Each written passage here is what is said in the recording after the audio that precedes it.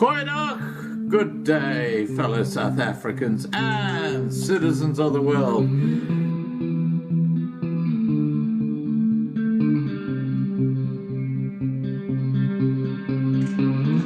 I've been looking around for salvation. I've been looking around for the truth. All around me I see frustration, and I looked all over till I found you. I sit and listen to your stories, and you're telling me, please don't worry. Lot in this world you should know, and love in life is where you should go. If you're looking for somewhere to go, if you're looking for someone to know, if you're looking for someone to guide you, then love in life will guide you.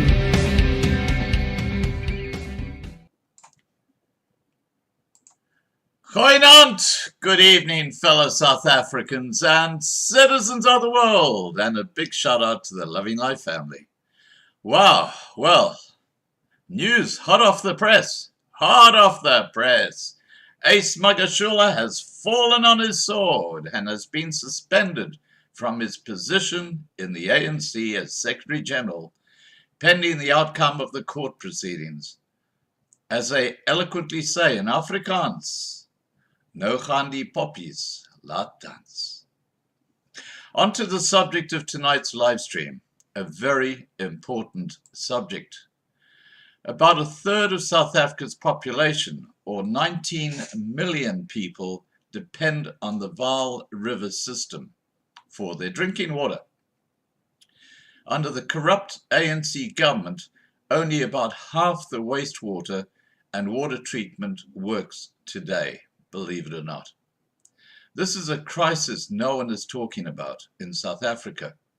The mainstream fake news are too busy on nefarious issues, often causing division between races in South Africa and pushing the ANC government's corrupt agenda. This is a short video I took about the state of the Vaal River a couple of years ago. Things have only got worse than this. This is unbelievable, but let's have a look at it anyway.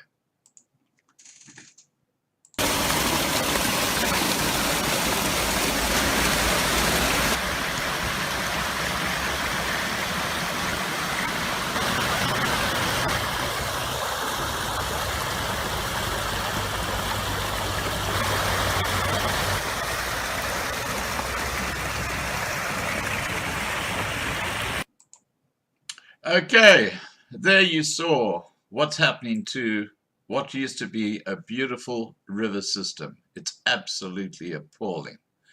But that is what they're doing to our water. Out of sight is out of mind. Now please remember to subscribe to Loving Life on YouTube and also to lovinglifetv.com, which is our new platform we're transitioning to. I see we've got a few guests on that platform.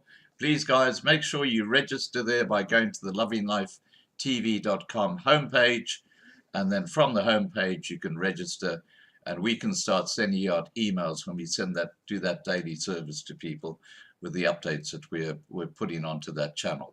As I say, we are transitioning out of YouTube for very good reasons. All right, now let me get Mariette on. Here we go.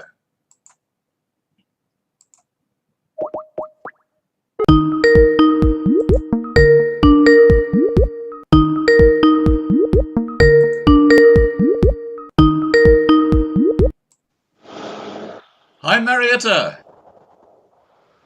Hello, how are you? Excellent, thank you, Mariette. What about yourself?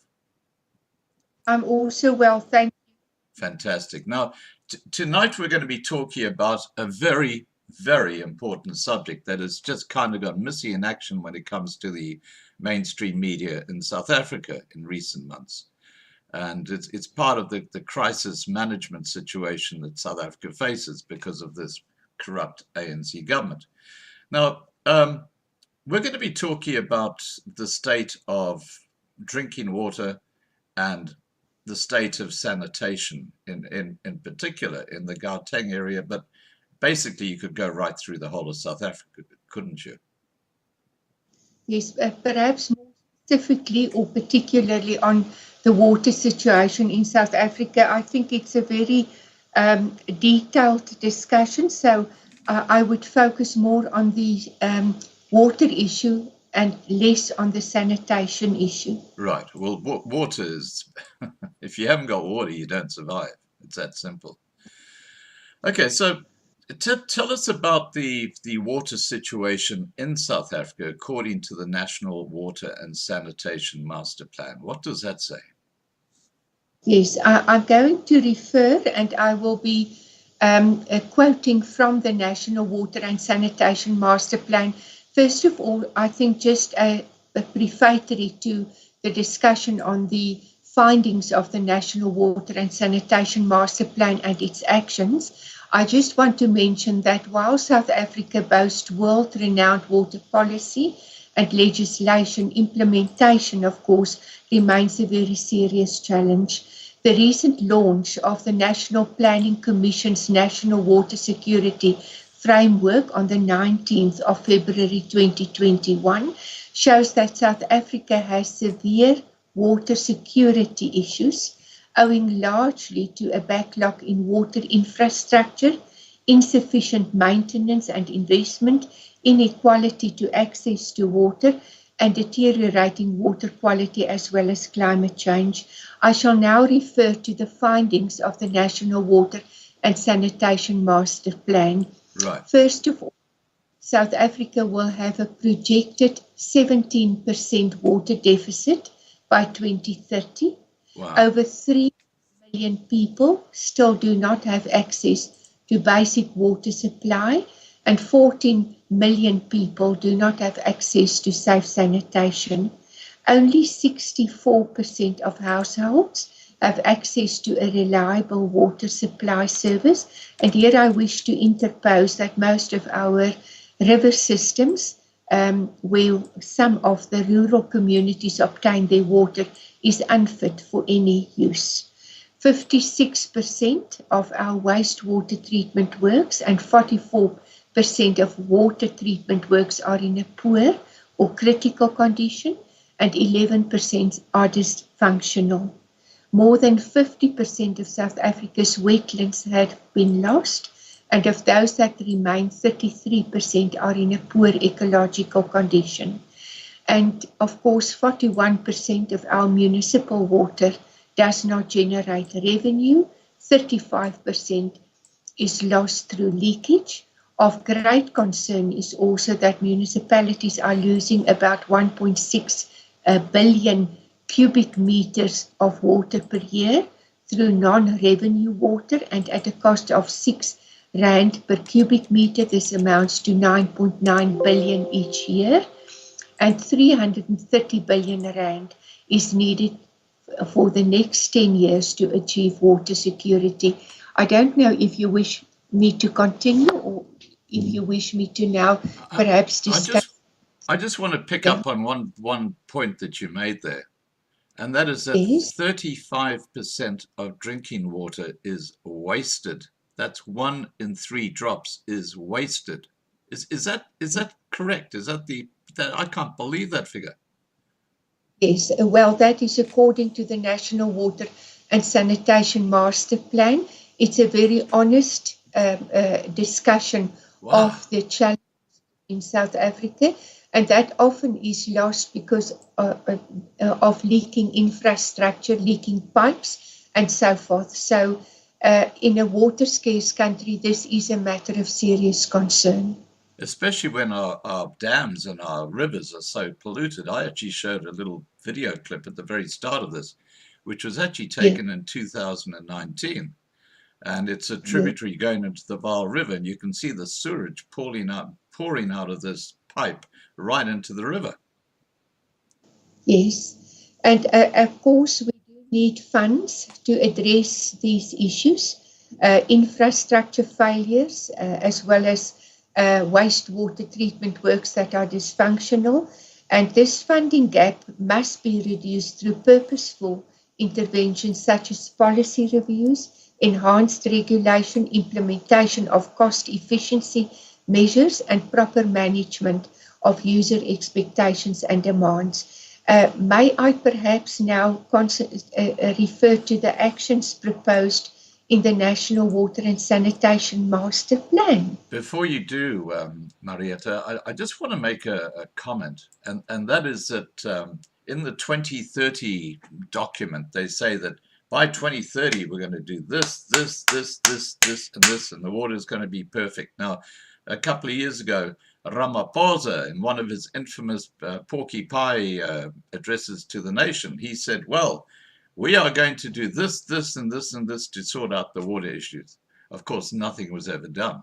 So, you know, the history of the ANC doing what they say they're going to do is not good. How can we even suggest that by 2030 this is going to be sorted based on their past history? Yes, no, I don't think that we will achieve the goals.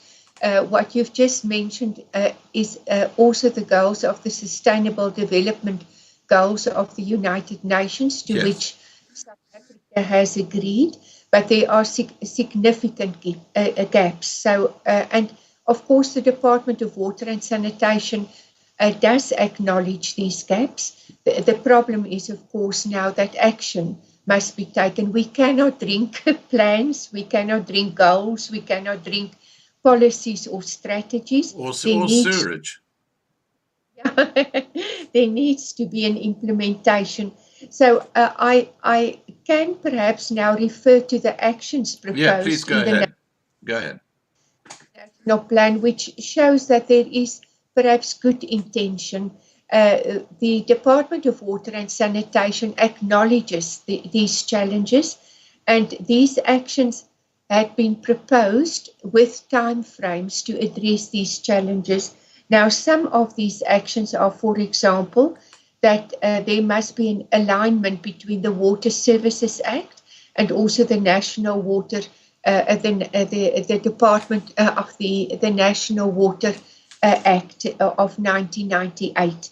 That unfortunately had been delayed for quite a number of years. It was also proposed that there should be a sufficient revenue received through tariffs and grants to operate, maintain and improve the water supply and sanitation system. It was also proposed that action should be taken to put mechanisms in place in all entities to deal with accumulated debts. That, of course, relates to municipalities. Also, ring-fence institutional models, and that must be rolled out to increase private sector investments, so a public-private type of arrangement. Without funding, the master plan cannot be implemented.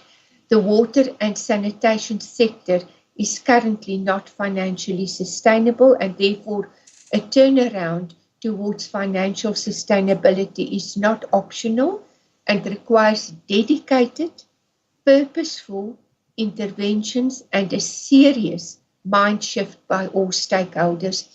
Then, of course, there is the need to revitalize our green, blue and no drop programs. Now, I can just explain. In 2014, the last publication was presented to the public regarding the state of our drinking water and the state of our wastewater treatment. So without that program, we do not know what we are drinking or what the state of our wastewater treatment is. What is also an action proposed by 2020, which is last year, was to identify and prosecute major non-compliant abstractors or water thieves across the country, and also to identify and prosecute big polluters across the country. Now, here I want to mention, if there are big polluters, the National Prosecuting Authority and the South African Police Service must become involved, but there is at the moment very little capacity or knowledge by the National Prosecuting Authority to prosecute environmental crimes. So that is, I think, a major gap. Then also what is needed is to review and promulgate aggressive restrictions when with regards to the restoration and protection of ecological infrastructure, and also to the strategic water source areas and critical groundwater recharge areas and aquatic ecosystems as threatened or sensitive in order to protect them by 2020. Now, in this case, I must just report we are receiving weekly, if not daily, requests for coal mining applications, that is now for mining and prospecting within water constrained areas and also within protected areas. So it appears that we are not going forward, but in fact we are going backwards in this regard. Then it was also mentioned that we should establish financially sustainable catchment management agencies across the country by 2020. We have failed in this regard. Only 2 of the 6 catchment management agencies, previously it was supposed to be 9, it's now been reduced to 6. And these catchment management agencies are very important because it will allow civil society to also participate in the management of water resources. Right. So these are some of the actions proposed in the National Water and Sanitation Master Plan. I must just apologize. I must just cough and have a sip of water. That's okay. While you're doing that, I'll just make a couple of points. Okay, I guess the first point that I have, Mariette, is that you hit the nail on the head when you said, look, they said by 2020 we're going to achieve this, this, and this, and they haven't achieved any of it. In fact, it's gone the other way. So how can we believe anything that they say? And just on this this point, Mariette, can you explain to people exactly what your position and role is when it comes to this? I see bunches of certificates behind you, so I'm just intrigued, and I think people would love to know your role in the water and sanitation side. Yes, I'm just an ordinary person, but I sit on quite a number of governmental task teams. I also am a member of the advisory committees of the South African Human Rights Commission, dealing specifically with mining and also water management issues, such as acid mine water, which is produced by coal mines and also by gold mines. I am also an associate researcher with some of the national and international universities. I am also a guest lecturer with some of the national and international university. I'm a moderator, and I'm also a reviewer of academic papers with the Northwest University. But I think most important is the fact that I am a member of many of the steering and advisory committees of government, because that then perhaps provide a civil society's voice to these task teams and steering committees. Right. Now, when you talk about these steering committees, I've actually listened into some of them because I have them live on YouTube, and it's sometimes like watching a circus in these steering committees. They just really talk and talk and talk, but they don't actually achieve anything. How have you found the frustration in being in one of those steering committees? I am a marathon runner. I'm not a sprinter, so I have patience. I persevere, and I must say there are many officials within these steering committees and task teams that are committed, they are diligent. The problem is there is often political interference and often there is lack of resources, that is both from a human resource point of view as well as financial constraints. And I think that in many cases then perhaps curtail the work of these officials that would like to perform their duties with diligence. We must just remember, of course, we have an excellent constitution where the right to water, that is water of sufficient quality and quantity, has been enshrined. That is in the Bill of Rights, Section 27. And then we also have, of course, Section 24 of the Constitution, which is the right to an environment that is not harmful to health and well-being. And then we have an excellent National Water Act and a National Environmental Management Act, which enshrines the polluter pays principle. The problem is that, just as I've previously mentioned, the implementation is a significant challenge. Now, what's the use of having those in our constitution? If you look, for example, at the municipality of Ugu in KwaZulu-Natal, where, you know, for weeks people have no drinking water. Their taps are running dry. And this is in an area which gets a huge amount of rain. And what they do is they simply blame it on the theft of water pumps and stuff like that. But, you know, the Ugu municipality, as an example, is pretty well bankrupt. So they do nothing. Now, when we talk about like this 2020 plan and we're going to achieve this, and this, and they don't achieve diddly squat.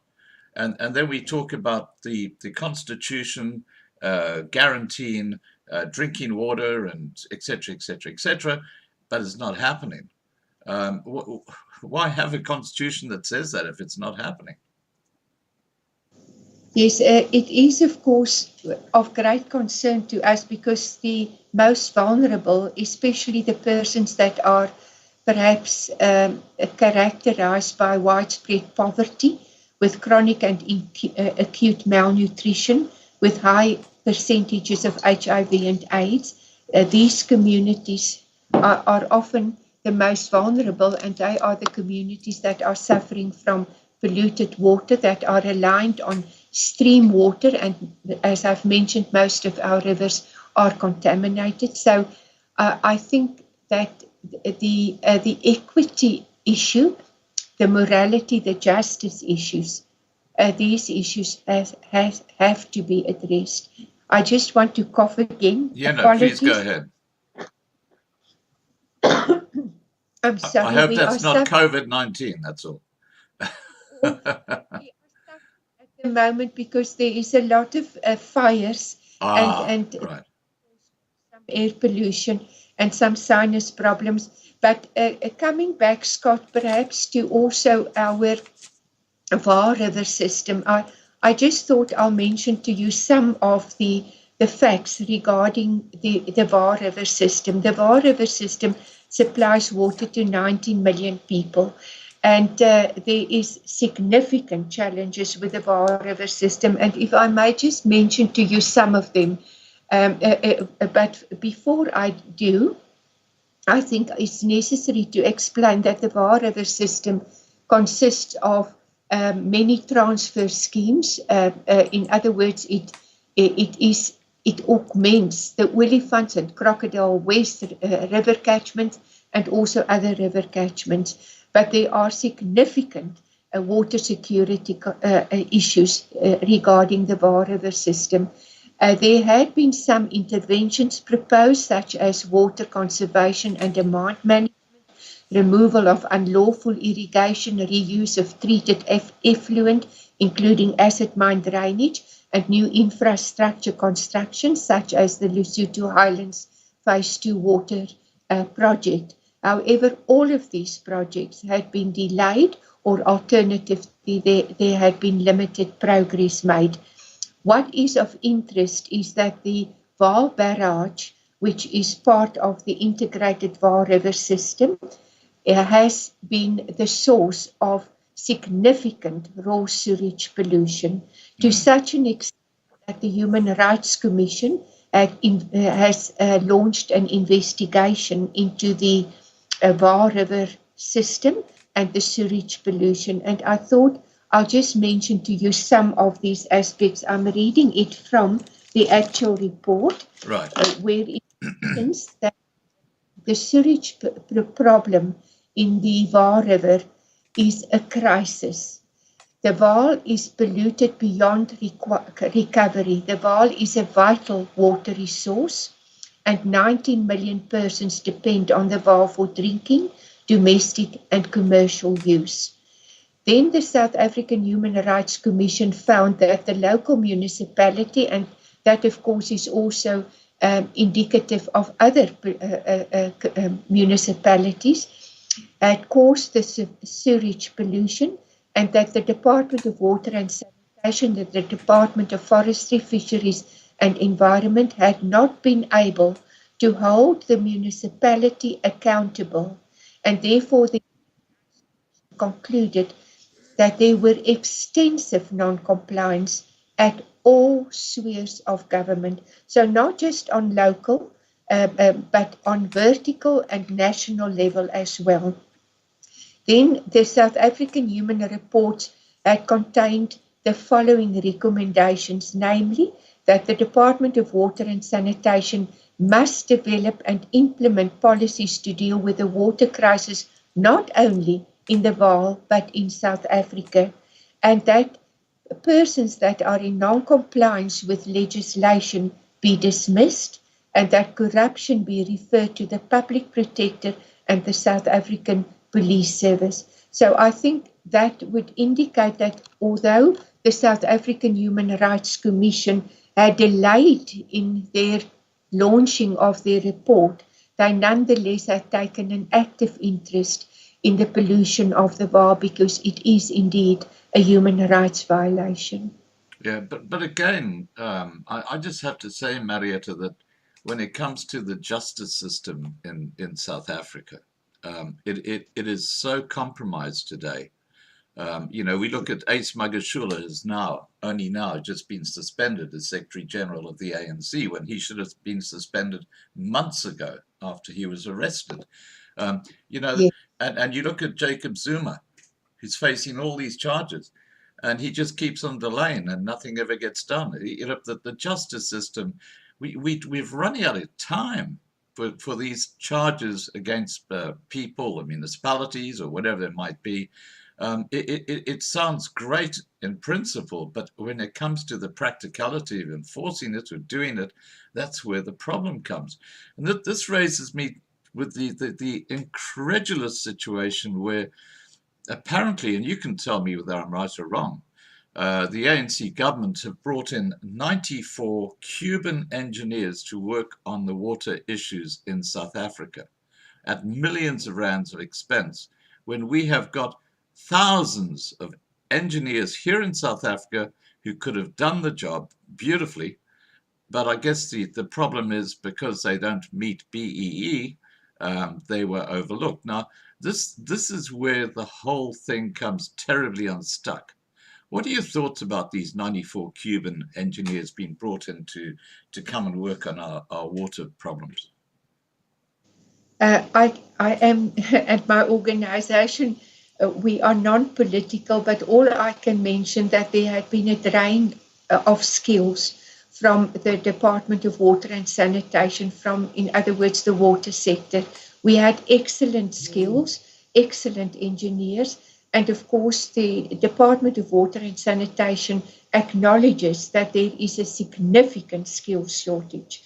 I must say that we have in South Africa a desperate need for the use of local engineers that have the skills and also have the experience. But they're the wrong skin color. That's the trouble. They're the wrong skin color.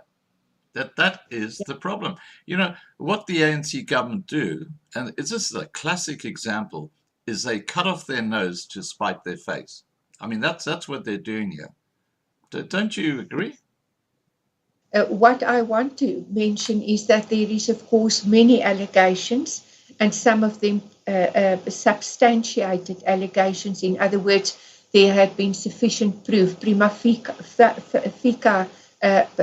or sufficient evidence that there had been corruption within also the Department of Water and Sanitation, overinflated costs, for example, for the development of certain of these bulk infrastructure. So we have concerns about that. Although we are not politically affiliated, we of course do raise concerns regarding the political interference in the management of our water and sanitation services. And that to us is of great concern. I also just want at this stage, because I do not want the discussion to focus on the political issues, because as I've mentioned, the FSE and myself, we are non-political.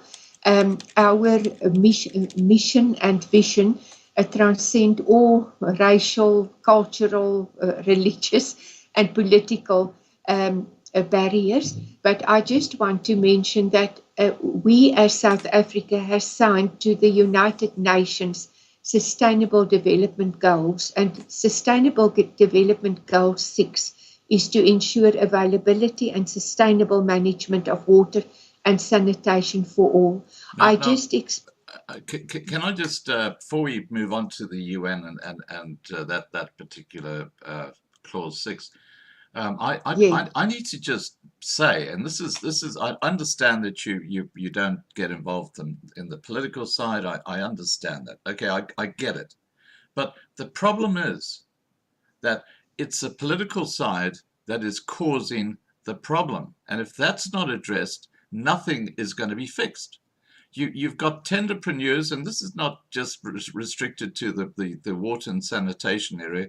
This goes right across the board with government. You've got tenderpreneurs who are well-connected ANC cadres who know diddly squat about what they're doing. They've got a BEE shelf company which probably has its home in the toilet in their house, because, I mean, that's how stupid it is. But because they're well-connected, they get the job. They can pretty well put their own price on the thing. They do nothing. Now, that's happening within the water and sanitation area, and it's happening right across the board. You can't ignore it. Unless you address that problem, nothing's going to happen. So I can't see how your organization can't basically give the politicians a shake-up, because it's not political, it's human rights, as you say, because if we run out of water, people are going to die of thirst. It takes 3 days without water to die of thirst. You can live for a month without food. Water is the most critical thing. Now, I don't see how you can disconnect from what the ANC government are doing, and I know this is political, but they are directly impacting what is happening to water in South Africa. So to try and disconnect and say, oh, look, we're doing this for the United Nations and until you solve the problem at the base, which is these corrupt officials in the department, nothing is going to happen. I just would like to get your comment on that. Am I right or wrong? No, you are right, Scott, but the way we approach it in terms of the provisions of the Section 31 of our National Environmental Management Act, we can whistleblow regarding environmental, what we perceive in good faith, environmental non-compliances, which would include obviously pollution, water pollution, and that we can raise to the news media. This is what the FSE has done without fear. We have raised issues to both the international and national news media regarding non-compliances and also failure by the appointed officials of the Department of Water and Sanitation and of the Department of Forestry, Fisheries and Environment, and many other organs of state. We've raised it on international and national level. We've also raised it at parliamentary portfolio committees to director generals. We've also raised it in comments and on laws, policies, and also strategies. We've also litigated. In fact, we are currently in litigation against the Department of Water and Sanitation and its minister, the Department of Forestry, Fisheries and Environment and its minister and director general. And we are also in litigation currently litigation regarding water pollution by a mining company, an Australian mining company, namely Mintails. We are also in litigation against the Minister of Environmental Affairs, Water and Sanitation regarding the allowance of a coal mine in a water strategic resource area. These issues come with tremendous stress. There is victimization.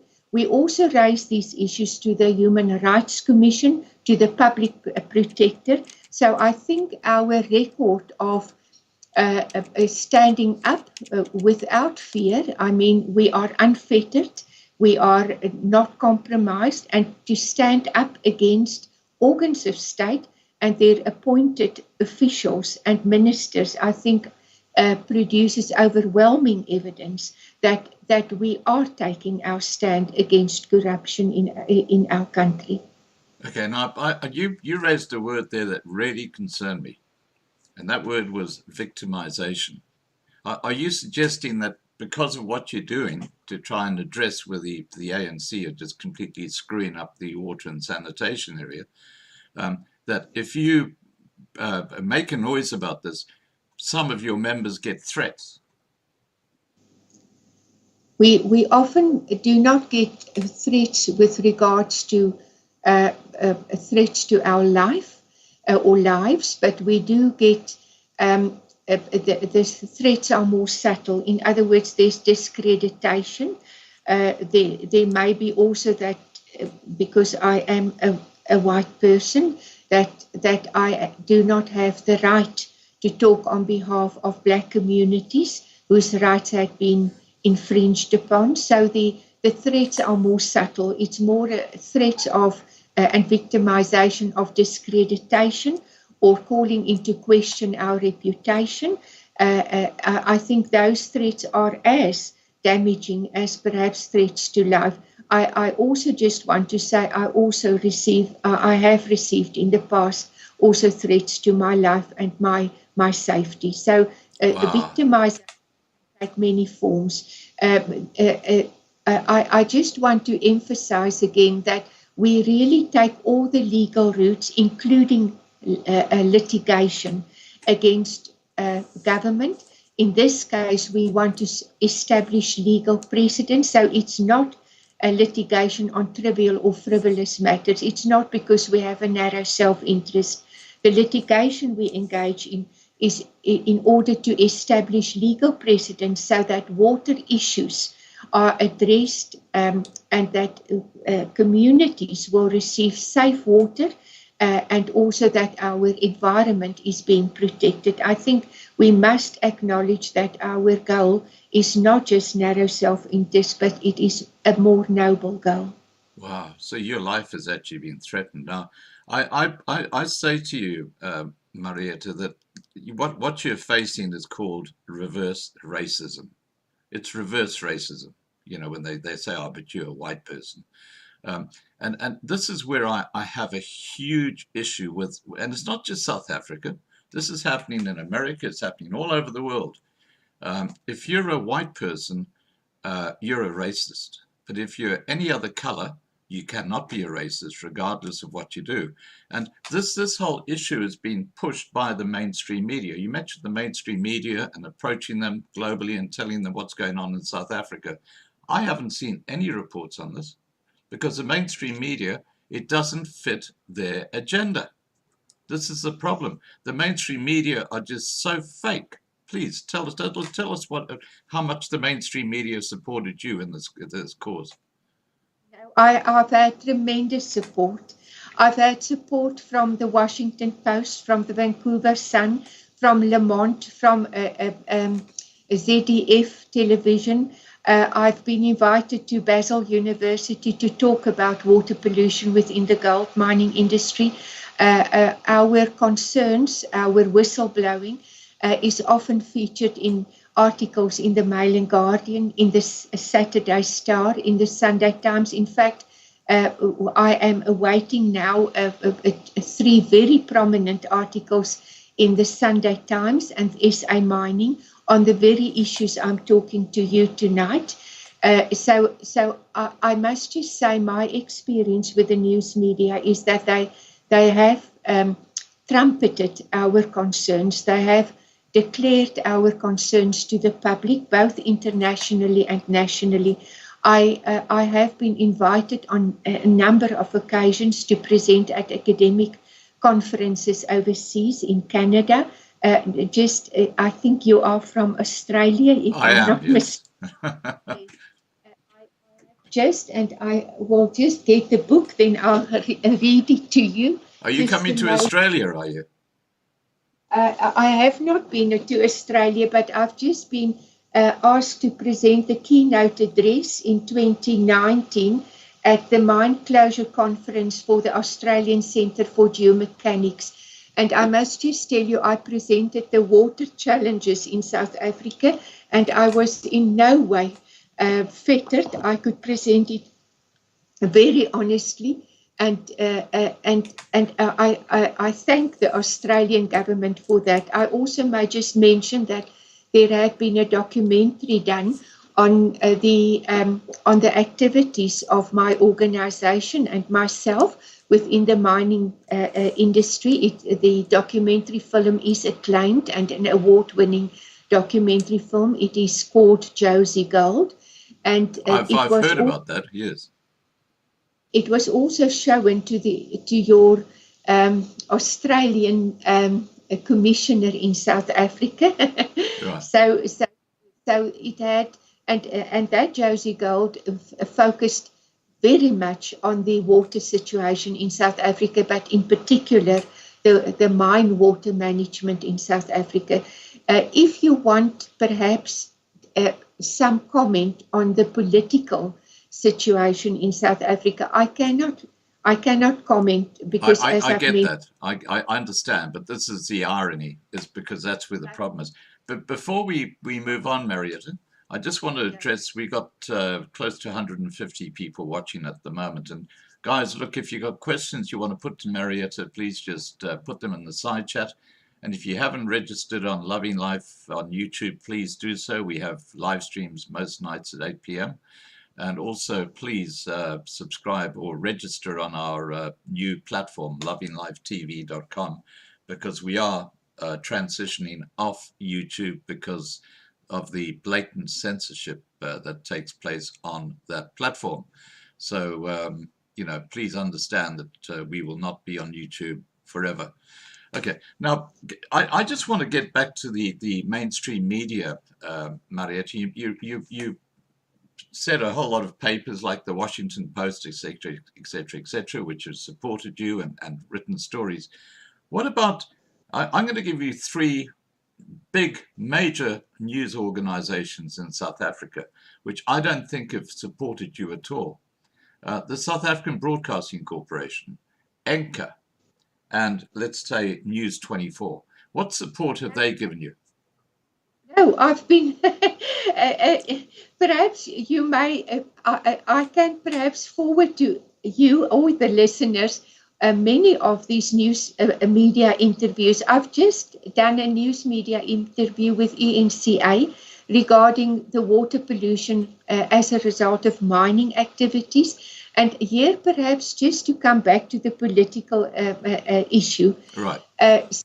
South Africa, of course, and the politicians, has almost a psychological dependency on mining. Mining is seen as the backbone, the lifeblood of South Africa. We of course, disagree to some extent because we do believe that mining has is finite. In other words, it's unsustainable. It depletes a non-renewable resource. But it seems that because South Africa is blessed with many natural resources, that politicians want to exploit these resources for the current generation without giving attention to future generations, Right. because we must remember that sustainable development must also take into cognizance the needs of future generations. So if you want me to make a political statement, because as I again explained, we are non-political, this I is get that, yeah. that I can make. The statement is that there is undue emphasis on mining, and that often the polluter pays principle is not being enforced, and that often there is political connections within the mining sector, which allows for miners or persons with political connections to exploit our resources without any accountability for the ecological degradation or the pollution that is caused. And I also strongly, and my organization too strongly, opposes this flurry of new coal mining applications in South Africa. We are supposed to be on a trajectory to now decrease in coal mining because of climate change, and yet we experience on a weekly or daily basis new applications for coal mining and prospecting. So I think that, of course, I can make a strong statement that we are not in support of the political agenda to promote coal mining and coal power stations, and also to promote mining to the extent that it prejudices our future generations. Right. Now you mentioned that traditionally mining has been the lifeblood of South Africa when it comes to industry. Now, what's the use of having that as your lifeblood if it's poisoned? And of course, we're talking about the water supply. I mean, that's just, as you say, you correctly point out, that's shocking. Now, you talked about the issue with these well-connected ANC cadres, like, you take Ramaphosa, he's big in the mining industry. He's a director and a shareholder in a lot of mines, and he's obviously only has his own interests in mind. Now, let's take a situation hypothetically. You mentioned that you get these applications from coal mining companies that cross your desk. Is your organization a toothless tiger, or is it able to say, no, that's not going to happen? That mine is not going to go ahead. We comment on many environmental impact assessments and environmental management program reports and many mining rights. We oppose many applications for mining rights and for environmental authorizations. When an environmental authorization is granted by the Department of Mineral Resources and Energy, we often also submit appeals. We also, if an appeal is dismissed, because we often find that the appeal is not often find when the Department of Mineral Resources and Energy is the competent authority to authorize environmental authorizations and to grant a mining right. If there is an appeal against an environmental authorization, the competent authority is the Minister of Forestry, Fisheries and Environment. And this is Minister Creasy currently. We often find that our appeals are being dismissed. And that, of course, then the only other option then is to go to court and to ask for a judicial review. The problem is with the judicial review, it requires funding because we will have to appoint lawyers and an advocate. In this regard, I just want to mention that the FSE, my organization, has been admirably supported on a pro bono basis, in other words, gratuitously, by the Center of Environmental Rights and by the Legal Resource Center. And in these cases, both the Legal Resource and the Center of Environmental Rights, their applications are against ministers of government, of organs of state, and against the Director General. So they are not fearful to take on the ministers of organs of state. So That is what we do. We are not toothless, and we have had some successes in the past.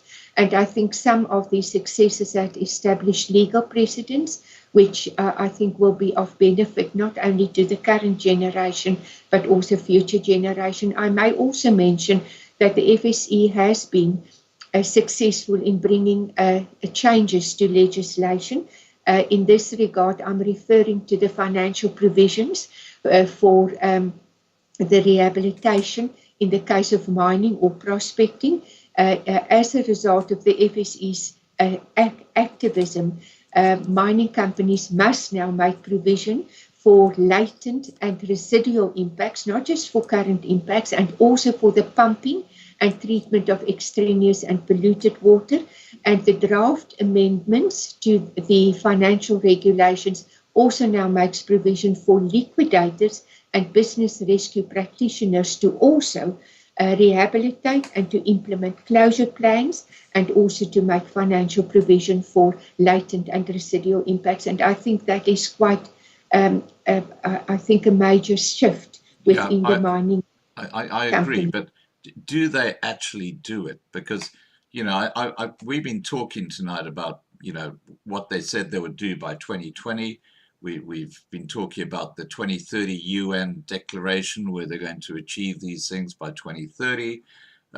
And there's a lot of, yeah, we're going to do this, we're going to do that, we're going to do the other, but they don't do it. I mean, it's all just talk, isn't it?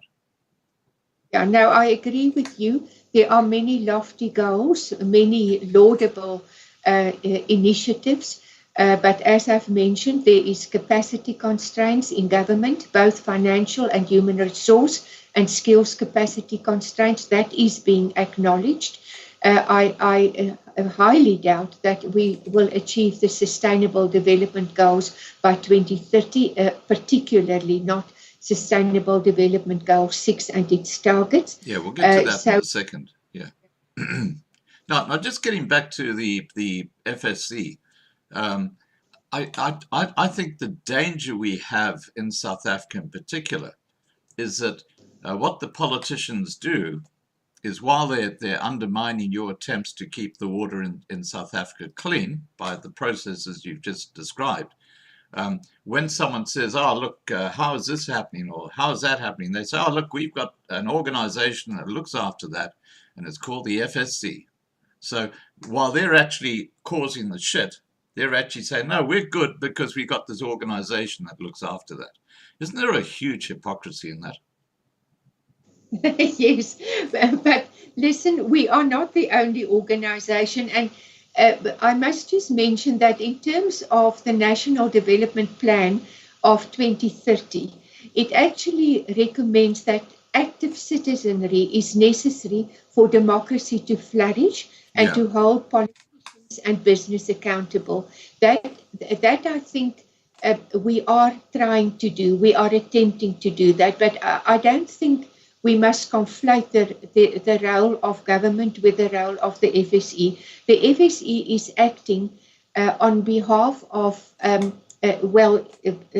just want to mention, we've talked about water issues, but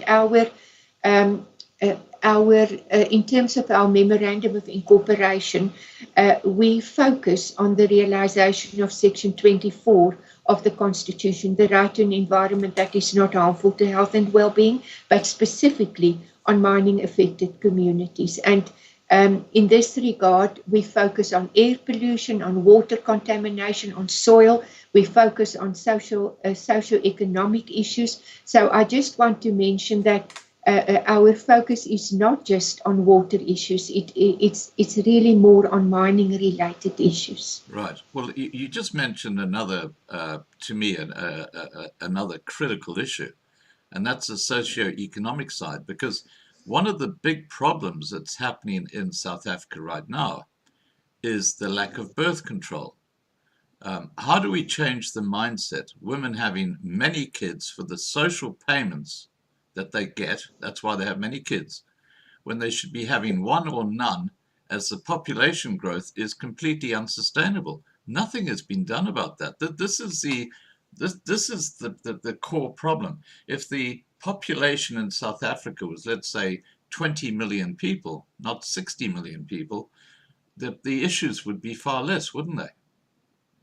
But listen, Scott, very respectfully, that is not the I that know was that's not not your why. area. I understand that, but that is a flow-on effect, though, into what we're talking about. Look, because I can only comment, our water resources are constrained, and if there is continued continued population growth, but also industrial growth, then obviously it will put a significant stress on our already water scarce resources. So that is all I comment, but you must please respect that I can't comment on political issues. I understand that, but I'm just noting that now. But the outcome we're talking about here is if this isn't resolved, is that there's going to be a huge genocide in South Africa, which will be natural because people will not have drinking water, and you'll have all these diseases because they're drinking sewage water because they're desperate.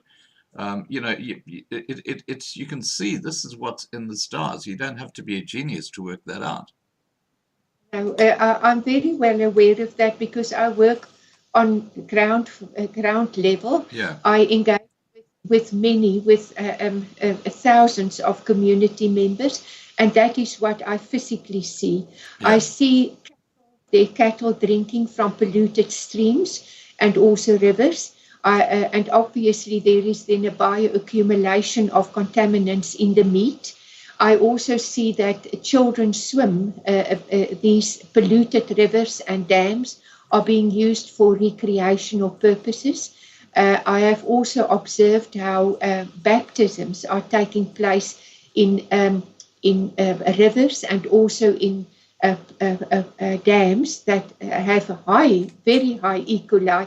I just want in this case perhaps to mention that in terms of our resource water quality objectives, the E. coli ought to be for drinking water 0, that is 0 counts per 100 milliliters, and in terms of our river systems, not more than 1,000 milligrams per 100 counts per 100 milliliters.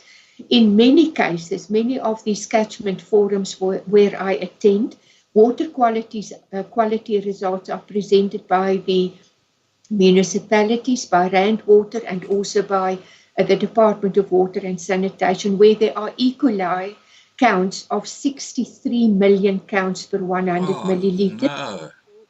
Oh no, that's disgusting. In the Vaal River system, up to 9 million counts per 100 milliliters, and that has been continuing for years. So I just want to tell you that our river systems, all our rivers, are basically unfit for any use. And I think I may have mentioned 62% of our dams are eutrophic, but that is like the Hartbeespoort Dam. And if a dam is eutrophic, then it also is an indicator that there is raw sewage being pumped into these dams. So the situation is really very dire. And and I also just want to mention that for perhaps the persons that have the financial means, we can buy water, we can buy drinking water from the stores, but for poor communities, they are totally dependent on water or from streams or also from rivers. Most of the water is contaminated, and because of the erratic water supply from municipalities, they are often dependent then on contaminated water resources. Scott, I just want to say why I cannot comment on the political situation. I definitely agree that our water situation is at a crisis. It is truly a national crisis at the moment, because without clean water, we cannot have any economic growth. It's impossible.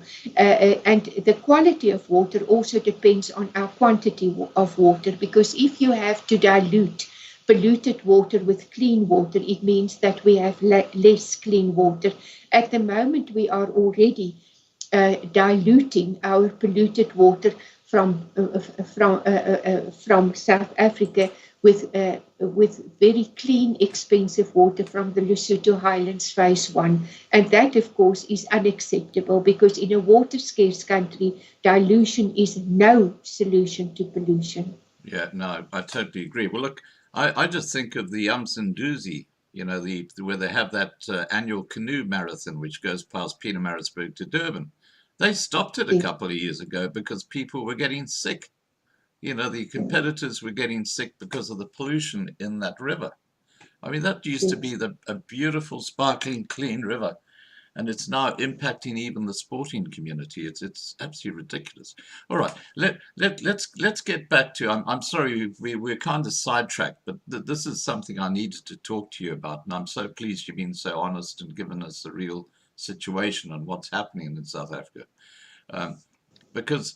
Let's talk about an overview of the water situation in the Limpopo River System. Tell us about that, because that basically also reflects on Botswana and Mozambique and Zimbabwe. And in fact, Fiona Timms said she used to be or work in one of these little tourist resort, not resort, like a tourist place in the Okavango Delta. And she says that is so polluted today that it's dying. Yes. I don't know if I did discuss it, but the water resources in the Limpopo, I'm reading now from the reconciliation strategy for the Limpopo. The water resources in the Limpopo are nearly fully developed. There are limited options for further resource developments. Attributable to the arid climate, the unfavorable topography, sandy rivers, as well as conservation areas. As of 2019, the resources and the requirements were in balance. In other words, the supply was met with the demand, but we have to implement the reserve. Now, I just want to mention here, the reserve in terms of our National Water Act is our most important water user. The reserve is what supplies water to the rivers, so that there is aquatic biota that can exist, like fish and so forth, right. And also to provide eco services. So the reserve must be implemented. But if we were to implement the reserve requirements within the Limpopo, it is expected to result in serious deficits in some of the minor river catchments. Now, planning has been made for large new mining developments, most of it coal mining developments in the area, which will require additional water. So we can also expect urban and industrial growth. So all of that will have an impact on the water security of the Limpopo. Wow. Furthermore, severe eutrophication challenges or problems in the dams in the water management area, and the water pollution owing to large quantities of effluent discharged into the rivers in urban and industrial areas also presents a problem in terms of water quantity and water quality. So I have just now quoted from the reconciliation strategy for the Limpopo River System. Yeah. Okay. Look, I get it. We're in crisis. Now, you've been wanting to talk to us about Sustainable Development Goals 6 and its 8 targets, and I've been kind of putting you off on that. But look, I'm going to hand over the floor to you so you can actually take us through all that, because, clearly this is important. And what we should say, just relevant to what these goals are, is that they probably won't be achieved because of the state of play in South Africa. But these are the goals. So let's just go through those, shall we? Yes. Sorry, I've made notes so that I can be accurate in my recording of these goals and right. Also of my. I must just mention, I really pay scrupulous, hyper-scrupulous attention to the context of the documents that I refer to. And all these documents are public available documents. So if your listeners wish to have copies of these documents, I can supply it to them. So with regards to just with that, Mariette, if you send me a PDF of these documents, what I'll do is I'll put it on the internet and I'll put a link below the video so people can just download it straight. Yes.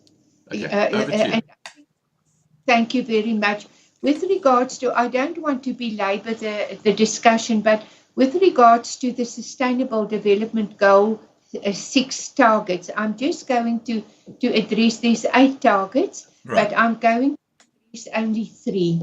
The one is to achieve universal and equitable access to safe and affordable drinking water for all. Now, the problem with this is that is now by 2030, that there is no data on rural water quality. There's delays in the reinvigoration of the blue drop, green drop, and no drop programs. That is the programs that inform us as to our quality of water and wastewater treatment. There's interruptions with basic water supply. In 2011, it was the last time that any meaningful data on a reliable water supply was obtained, and there is a major gap in receiving information from other national departments and lack of cooperation between actors. When I mention that, I just want to explain that there is a disconnect often between organs of state on a horizontal level, that is now national departments, Department of Water and Sanitation, Department of Environmental Affairs, Department of Mineral Resources and Energy, and then also on a vertical level between local, national, provincial and national level. There is a major lack of cooperation. Then this target 6.3 is to improve water quality by reducing pollution, eliminating dumping and minimizing release of hazardous chemicals and materials, halving the proportion of untreated wastewater and substantially increasing recycling and safe reuse globally. Well, there is inadequate surface and groundwater quality data. Now, I just want to mention, if you do not have data, you don't know how to manage your river systems or your water management.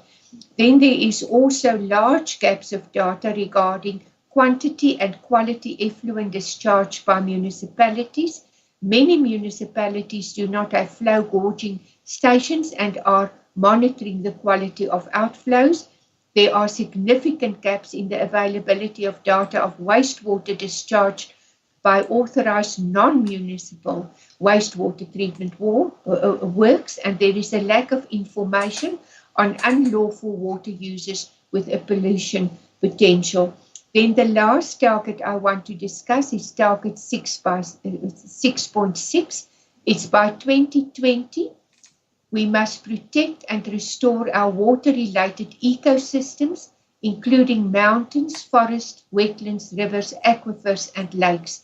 Now, 2020 is past, and instead of being that there may be observable progress, there has been regression. The opposite has taken place. So we have severe lack of wetland data. The monitoring of wetland health is currently not being undertaken by the Department of Water and Sanitation. Again, there is lack of coordination with massive gaps and issues with access to data. There's insufficient estuarine monitoring data. Only 23 of the 300 estuaries are currently being monitored by the Department of Water and Sanitation. There's insufficient hydrological data for rivers, lakes, dams, and estuaries. The ground level data is insufficient. There is lack of groundwater operating rules in high groundwater use areas to ensure sustainable use of groundwater. There's a lack of an updated national river survey. So all of these issues, I think, would show that we will not be able to achieve the Sustainable Development Goal 6, to which, of course, South Africa has also signed on to. Now, That's my point, Mariette, is that we're talking about 2020, which was last year, where they said they're going to protect and restore water-related ecosystems, including mountains, forests, wetlands, rivers, aquifers, and lakes. And this is why I say I know this is political again, but you've got these ANC leaders who get up there and they make these grand statements. Oh, we're going to do this, we're going to do that, we're going to give every kid in school a laptop, or we're going to do, and you listen to this and you know it's bullshit.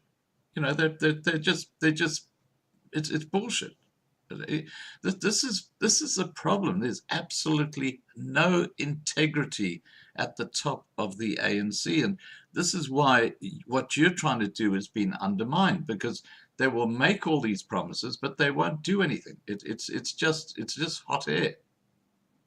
But Scott, the fact that all these gaps, I'm reading from the gap report from the Water Sector Leadership Group, Sustainable Development Goals Task Team, Sustainable Development Goal 6 Task Team. I'm a member of that task team. I'm the only civil society member. So the fact that it is so honest in disclosing all these significant gaps, I mean, it's really brutally honest. At least that is one positive. The fact that at least we are aware of these gaps, that at least there is not a covering over of these significant challenges within the Department of Water and Sanitation. At least that is a positive. And it is now up to civil society. Apathy, I think, is of the greatest concern. The indifference of civil society. Civil society, I'm an activist. I've been an activist for many, many years. It comes, as we have discussed, it comes with challenges because we need courage to be activists. But what I've often find that there are many persons that may perhaps make negative comments towards the government, but they are apathetic, they are indifferent, they are complacent. They're keyboard warriors. They need to stand up. It is essential for them to be part of these task teams, these advisory committees, to whistleblow all these environmental non-compliances to the news media, to the international news media. It is not an easy job because we're not paid for that. Yeah. And it's not to promote one's own interests. It's often to promote the interests of people that do not have a voice. So my appeal is really in this regard for a civil society that are apathetic, that are complacent, that they must also become activists. There is room for activists within our environmental legislation. Yeah, no, you're right. And I have found that one of the biggest problems that South Africa has is the inability of people who have a particular goal to work together. You've got like the secession thing. You've got 3 or 4 different groups, all with exactly the same objective, who won't even talk to each other. And they're all doing their own thing, and people get confused because who should I? And this is right across the board. So, within your area, I'm sure there are little groups that are trying to do stuff and bring things to attention, but because they're not working together, they're not getting the weight behind their objective. Yes, we are, of course, a federation of organizations, although we are loosely formed and we have no members, but we cooperate with both international and national organizations. We've had admirable support from the Harvard School of Law, from the Socio-Economic Rights Institute, admirable report from the World Health Organization. In fact, my organization was contracted by the World Health Organization to look at the impact of metals, in this particular research of uranium on human health. We've had admirable support from many international and national universities, as well as, for example, from other non-profit organizations, such as the International the International Physicians for the Prevention of Nuclear War. They are a Nobel Peace Prize laureate. They supported us significantly with regards to the impact of uranium in drinking water. So I think there is cooperation, but we must also realize that there is competition between non-profit organizations because we are competing for funding. Right. Well, I just say that it must be terribly frustrating for you. I mean, I can actually see the frustration in your face when we talk about some of these issues because, you know that you're hitting a brick wall, even though what you're doing is right. Tell me about the frustration of your organization in trying to sort out this issue. Now, there is frustration because it's a slow process. There is no silver bullet, but we've had great success, for example, with the acid mine drainage issue.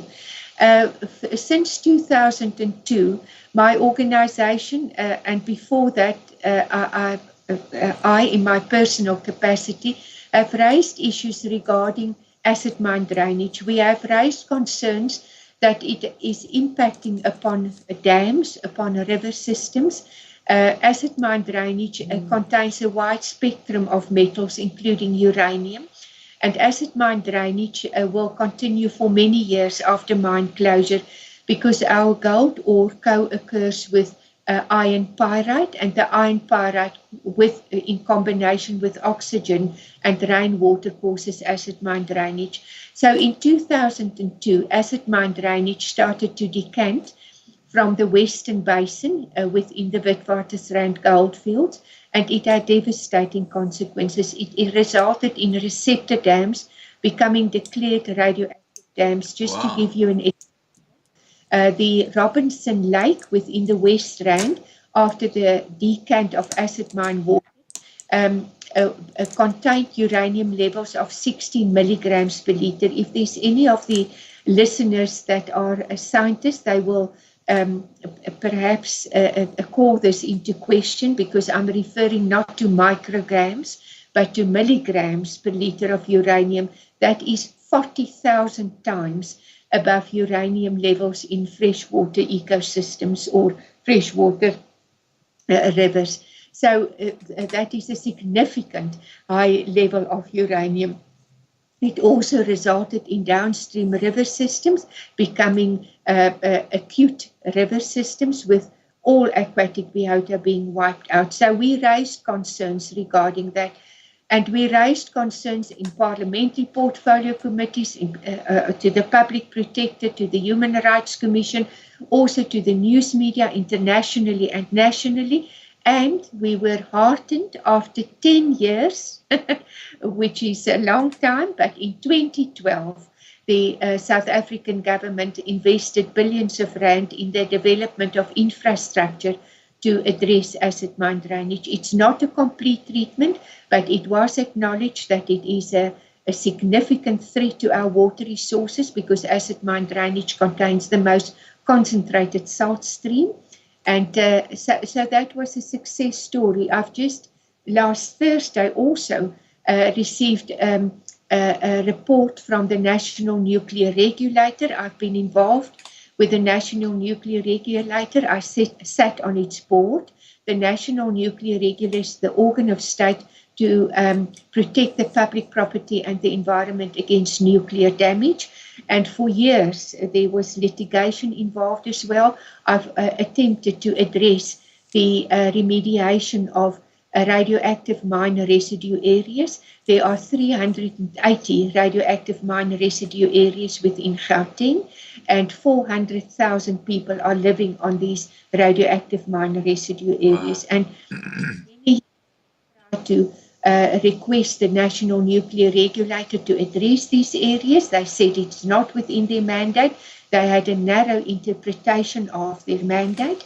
And on Thursday, I was informed that a special unit was now formed in the National Nuclear Regulator to address these mine residue areas. So there had been successes, even though there had been many frustrations, there had been successes. And that, I think, is what motivates me to continue.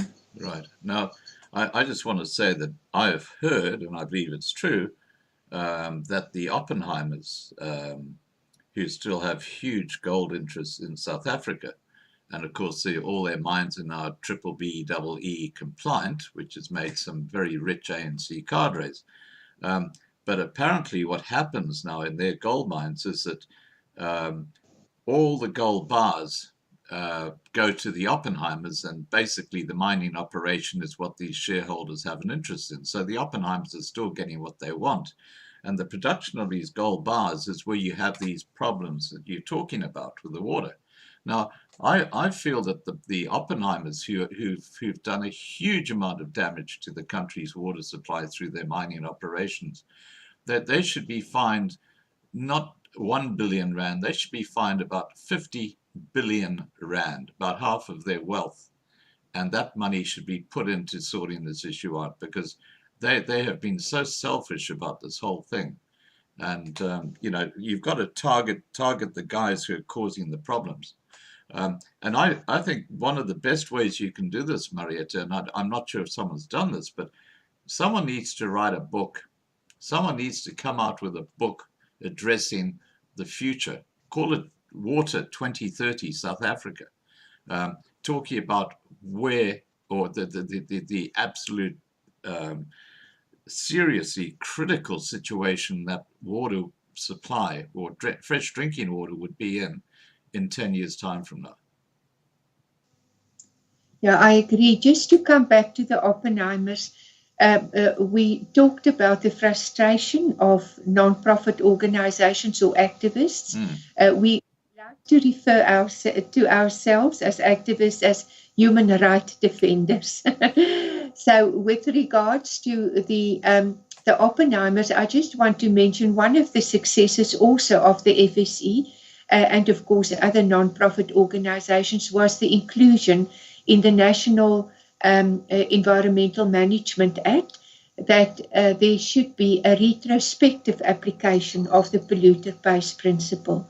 That would mean that people that have historically polluted must also be held liable and responsible for the degradation, the ecological degradation and the pollution.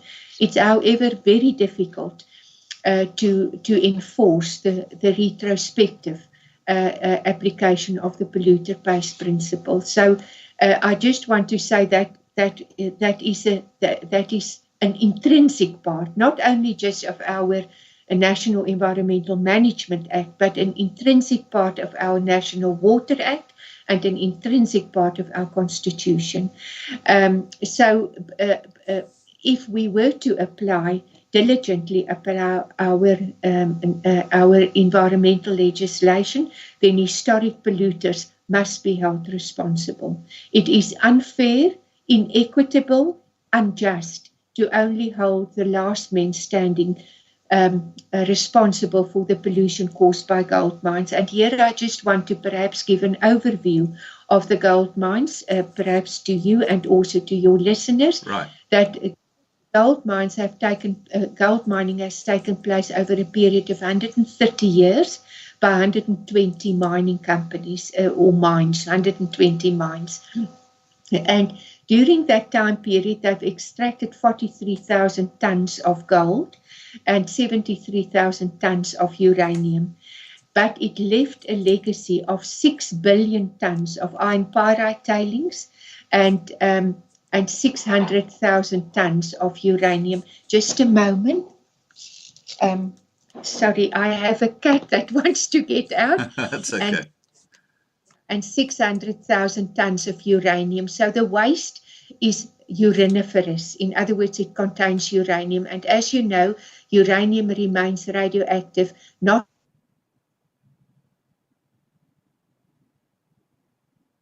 of 6 or 10 to the power of 8 or 10 years, depending on the isotope. So wow. It has very, very long-term impacts. So this is the legacy of gold mining, and the Josie Gold documentary film highlights this legacy, and it also highlights the fact that there had been no provision made to address the legacy issues. So this is a challenge, At the moment, we have mining companies, we call them the last men standing, such as Sibanye-Stillwater, Goldfields, DRD Gold, and also Harmony Gold, that are currently reprocessing the existing tailing storage facilities or mine dumps.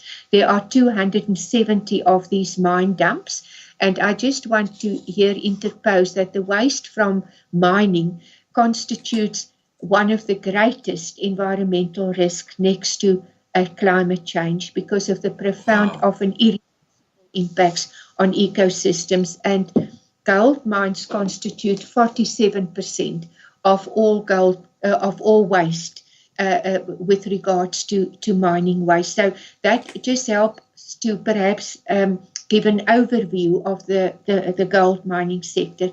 Then I also just want to mention that with regards to gold mining, of course, is now a sunset industry in South Africa.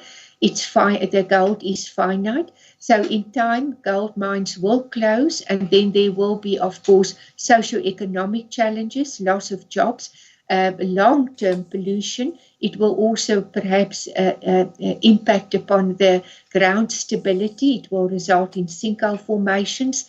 So there are many challenges to address, and that is why my organization is especially focused on mining and the sustainable closure of mining or responsible closure of mining.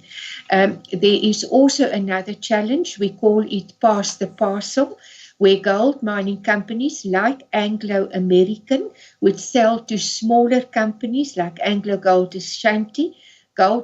Anglo Gold Ashanti will sell to Harmony Gold, and so the parcel is passed from big mining companies with the liability that make sufficient or handsome profits to smaller companies, and eventually a very small company that will receive the parcel or the liability would often not have sufficient rehabilitation funds. So what will result is they will then declare insolvency or bankruptcy. It's a scam.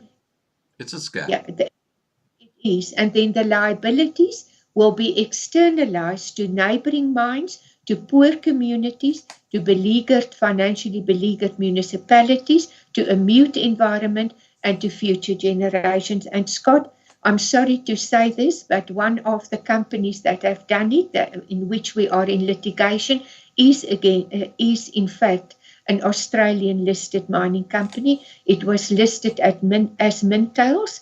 It is now Mintails Limited. It's now listed as Ormanex. Right. Well, I hope you win your case against them. And I just want to say a couple of things about this. I mean, in the Western Goldfields, the Zamazamas, they're all over the place. They're going into these old mines. No one's sealed them. I mean, they're just wide open. These are often mines which are tied up with gold fields and stuff like that. There's absolutely no repatriation of the land. And you've got people like Oppenheimer clearly uses its political links so that he gets off scot-free from any liability. And the point that you raised just now, where a very profitable mine is sold on to another company, and then another company, pass the parcel, so that they are distanced from the liability. That should not be there. That they should, as the one who originally set up the mine, they should have the liability of repatriating that land and cleaning up the water systems around it. I mean, this is where the whole thing has come unstuck, hasn't it? Yeah, no, I agree with you. I think there is a historic liability, and the polluter must pay. Exactly. That is intrinsic in our law. I may just mention this. I'm currently involved in prospecting application within the Kalahari. It's a prospecting application for iron ore and for manganese ore, and it's adjacent to the Tswawala Conservancy area of the Oppenheimers. And I've been approached by affected landowners to assist them with this prospecting adjacent to their farms. It's an area, as you know, the Kalahari has many challenges with water, yeah. and specific case, the Oppenheimers are in fact, well, through their Oppenheimer Trust, they are in fact assisting us to oppose or to call into question the operation of this prospector. So I do think that perhaps there are, in some cases, we can look towards support, and in other cases, obviously, we are opposing. There was diamond mining application by their diamond operations within the Groot Mariku area, and in this case we opposed it. There was a judicial review against the environmental authorization, and the appeal that was dismissed, and we were successful, but that was with the admirable support of Jeannie and Brian Shear. These were local community members, activists within that area. So, well, there are positive and there are negatives. Okay, well, I want to get back to the first one, which you called a positive.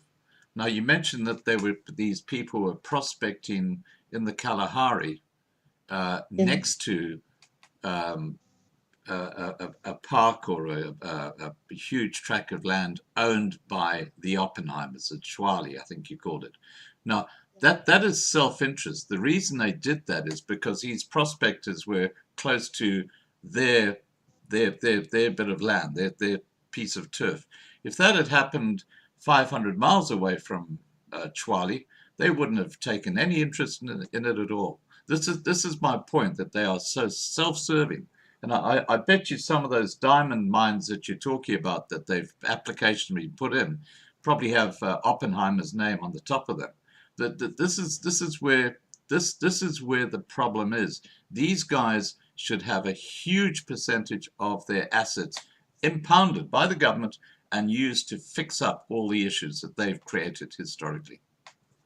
Yeah, the mining company that I referred to in the Groot Mariku area, which has one of the few AB river systems. An AB river system is basically a pristine river system.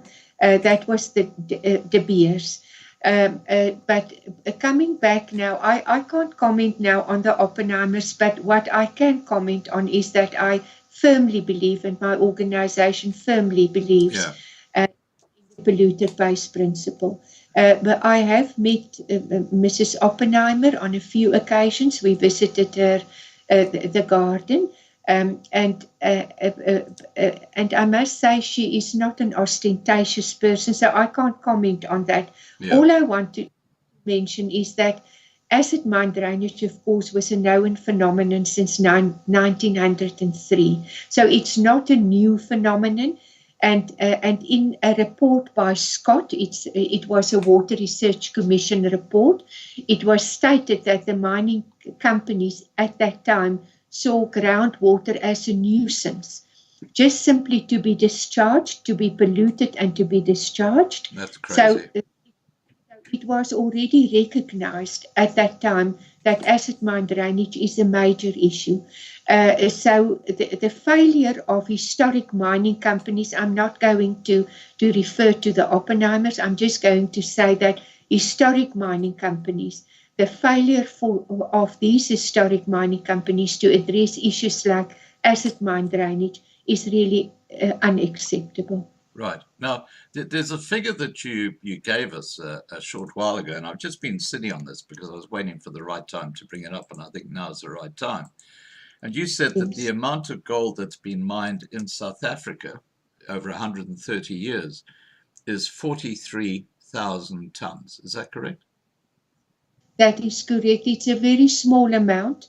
The uranium was mined between 1953 and 1995, and that was 73,000 tons. Currently, there's no uranium mined in the gold fields because of the low price of uranium. But if you compare the amount of waste, 6 billion tons of iron pyrite tailings, that is the waste, in comparison to the 43,000 tons of gold, you can understand why the waste is a major concern. And Okay. remember that these waste tailing storage facilities or mine dumps, and these mine dumps can never be maintained in an oxygen-free or reducing environment. So whenever it rains, the iron pyrite in those tailings react with the oxygen and the rainwater and produces acid mine water, which will continue for many years to come, many years after mine closure. And the acid mine drainage currently, the government is pumping approximately 200 million litres per day of acid mine water, and only neutralizes the acid mine water. In other words, the water changes into a different oxidization state. It's no longer acid, it becomes alkaline. It's only the short-term treatment of acid mine water, but the metal sludge that is produced from the short-term treatment of acid mine water is significant amount of metal. There's really no benefit for that. So I just want to mention that the gold did come at a cost. We were blessed with gold, but we were also cursed with the legacy of gold mining. Yeah, and the people who actually set up the mines. Now, the reason I raised the 43,000 tons, that's the total amount of gold mined in South Africa over that 130-year period, is because Tokyo Sequali and a shareholder in the South African Reserve Bank, Fani Fonse, have claimed that 186,000 tons of gold were stolen from the South African Reserve Bank. Now, if only 43,000 tons of gold were mined in South Africa and every single ton was kept in the South African Reserve Bank, where did the other 143,000 tons of gold come from? Do you have any answers to that? No, I really don't know. What I'm quoting, I must just mention, I refer to you that I am hyper scrupulously quoting from published academic reports and government reports, and I'm quoting in context and content. This report was done by, I recall the author was, his name was Schrevel, Chevrel, and it was also reported by Isabel Weyersby and Malcolm Sutton of the University of the Witwatersrand. So the figures that I'm giving to you is quoted from academic reports. Well, we can published. take it as correct then. So, yes, so I can forward it to you. Yeah, no, but the point is that the claim was made that 186,000 tons of gold had been stolen from the South African Reserve Bank vaults. Now, that's impossible if you've only produced 43,000 tons over that period of time. Okay, I've got a couple of questions I'm going to wrap up with for you, Mariette. Ben Fraser's asked, do you work with OUTA undoing taxes? Yes, we had engagements with them with regards to the sewage pollution in the Vaal. I have, from time to time, I have engagements with them, but we are not formally in a memorandum of understanding or a memorandum of agreement with them. But we are well aware of their work, and I think we laud the work that they do. And in some cases, we work in cooperation, but without a formal memorandum of agreement. Right. Okay. And then Margie Johnson says, would you please ask our guest what is happening re the proposed Springfield mine in Vereeniging? The Springfield mine in Vereeniging. I'm not aware of the spring. Is that a gold mine? Perhaps she can just help me. Margie, is that a gold? What sort of mine is that? If you can just put that in the side chat, and I'll put the question again back to Mariette. Okay, now Fiona Timms asks, please ask about the new mineral they've discovered, which can be used in the latest, most modern cell phones and other technology. Do you know about that? Now, all I do know, the platinum group of metals, which includes, of course, platinum, palladium, and so forth, that I think is also used. I may be mistaken, but I think that may also be used perhaps for the usage that the listener has now mentioned. I must here mention that South Africa owns 80% of the world's platinum group metals. At the moment, platinum is doing very well. Platinum is being mined in the Northwest Province and Limpopo, and I think that metal that is referred to, I'm not sure. Is that lithium? No, I don't think it's lithium. I'm not sure, but I do know the platinum group of metals are being used, especially for our new cars. You know, the catalytic converters, and also for cell phones and so forth. Yeah. Right. Unfortunately, I'm not enough knowledgeable, but I can do my investigations because we are involved with platinum mines. Right. Okay. Mariette, I just want to thank you so much for coming onto our live stream, and I do apologize for bringing in the political side, but I thought I had to, because the politicians are basically the ones who are stonewalling what you're doing, because it serves their own selfish interests. And I think that is something that needs to be aired, because otherwise it's like the emperor with no clothes. You know, you're not talking about what is the real issue behind what's going on. No, we fully agree. The political interference, or the political, what is the word, emphasis on short-term benefits, the corruption in the ANC, I think that we are all agreed upon. I think that is common cause. But I just don't want to get involved in political discussions, because, we all raised the comments with the DA, we've raised the comments with the ANC, with the EFF, and I must just tell you the responses were poor from all these political parties. So it's a concern. That is why we cannot be perhaps sidetracked by becoming involved in party politics. Yeah, no, I get it. Look, they're all in the same boat. The EFF, the DA, and the ANC are basically one political party. They get their funding from a couple of very, very wealthy people in South Africa who use that funding to make sure that their agendas are met. This is not exclusive to South Africa, believe me. This happens around the world. There's nothing worse than the lobbyists at Washington, D.C., especially with what's going on right now with the vaccine situation and big pharma. But that's a story for another day. Okay, look, I just want to thank you, Mariette. It's been an absolute pleasure talking to you. Keep up the fantastic work, and I understand the frustrations you must have to go through. In wrapping up the live stream tonight, is there something you'd like to say to people who are watching this video now or who might watch it later?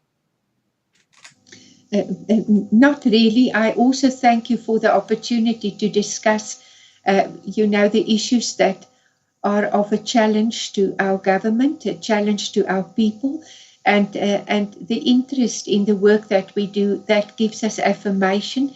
It's encouraging, it's heartening, and it gives us the motivation to continue. So sometimes a word of commendation will be much appreciated, because we often receive criticism for the work we do, because what we present is often unpalatable. It's not mainstream support that we give. We are different, so the support to activists will be much appreciated. Right. Okay. So you're really appealing for the common man, people out there, to actually make a noise about what's happening with the clean water and the sanitation issues. Now, Margie has just clarified the Springfield mine is a coal mine that they want to develop in Vereeniging.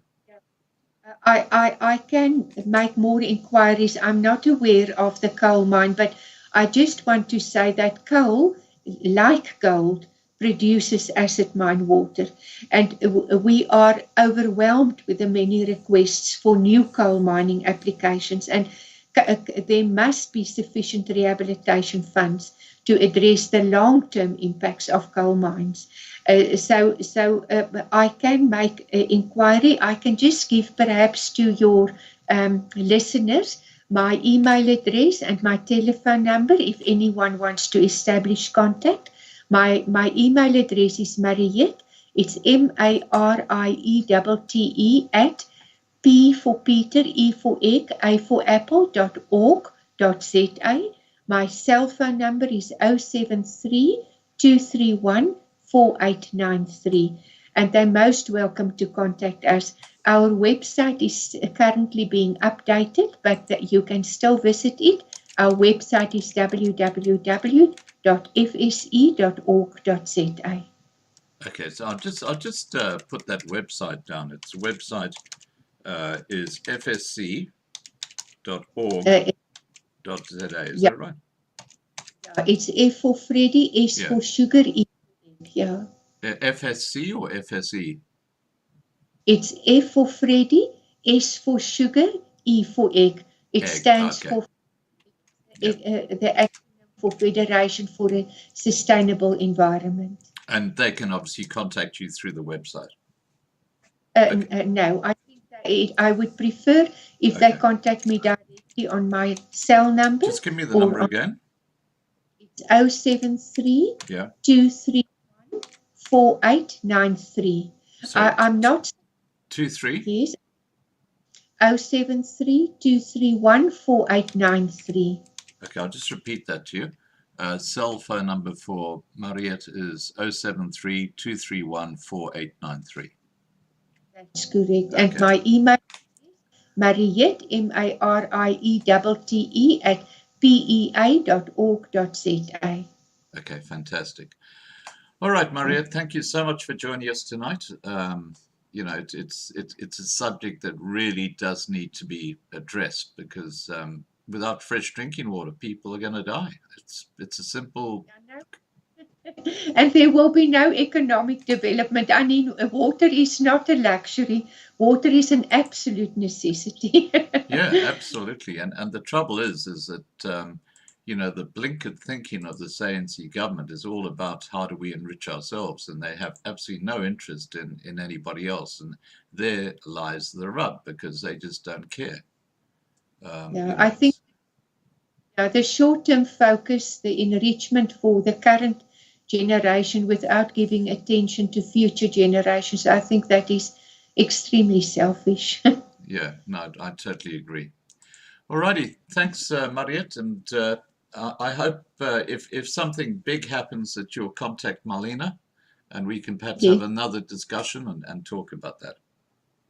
Thank you very much, and thank you for the people that joined our conversation. Okay, take care, Mariette. Thank you. Bye. Bye for now. Okay, guys. Wow, what a interesting discussion that was. I mean, it's such an important subject when you've got a population of 60 million people and you've got critical issues when it comes to fresh drinking water and, of course, the related sanitation issues. Whew. This is the elephant in the room when it comes to the population in the country. I'm going to leave it at that, guys. Don't forget, most nights at 8 p.m. Johannesburg time, we have live streams on a whole range of subjects, and huge shout out to Marlena for the work that she does in making this happen. Please take care, and hope to see you tomorrow night, 8 p.m. Johannesburg time. We're going to be talking to Colby about a very, very interesting subject to do with human consciousness. And I'm going to leave it at that, but I'll put the teaser reminder up on Loving Life and, of course, on lovinglifetv.com in the next 6 to 8 hours. And please come and join us. It's going to be a fascinating discussion. Alrighty, I'll leave the side chat open for a few minutes so you can say your goodbyes, and take care. Bye for now.